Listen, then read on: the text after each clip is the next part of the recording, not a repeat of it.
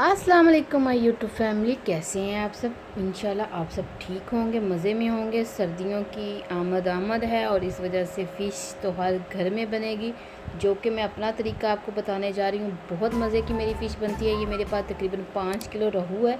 इसको हमने इस कटिंग में करवा लिया। देखिए कितनी बिल्कुल साफ़ सुथरी है। कोई मैंने पहले सिरका वगैरह कुछ नहीं इसको लगाया, सिंपल इसको वॉश कर लिया। नमक लग के वो भाई ने दी थी तो हमने उसको अच्छे से वॉश कर लिया, वो उतार दिया। एक रात पहले रख ली कि उसके अंदर नमक अच्छे से एडजस्ट हो जाए, फिर वॉश कर दी। ये मैंने लहसुन को अच्छे तरीके से कद्दूकश कर लिया, यानी कि बिल्कुल पेस्ट नहीं बनाया।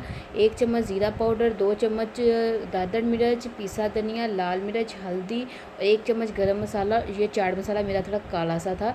और इसके साथ ये लेमन को अच्छे से हम इसके अंदर स्क्वीज़ करेंगे। इसका फ्लेवर मैं कहती हूँ बहुत शानदार सा बनेगा। एक दफ़ा आपने ऐसे भी ट्राई करना है। माशाल्लाह आप भी अपने घर में बनाती हैं, आपका अपना फ्लेवर होगा।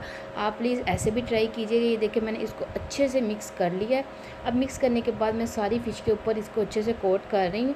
हर पीस के ऊपर मैंने अलहदा से कोट किया है, कि यानी कि हर एक के ऊपर मसाला अच्छे से लग जाए।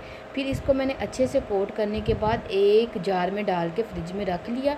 कुछ ऊपर फ्रीज़ में रख दिया था, क्योंकि अभी इतनी सर्दी नहीं हुई कि बाहर रखते, क्योंकि ख़राब होने का डर था। जितनी चाहिए बाहर निकाले, 10 मिनट के बाद फ्राई करिए, बहुत मज़े की बनेगी।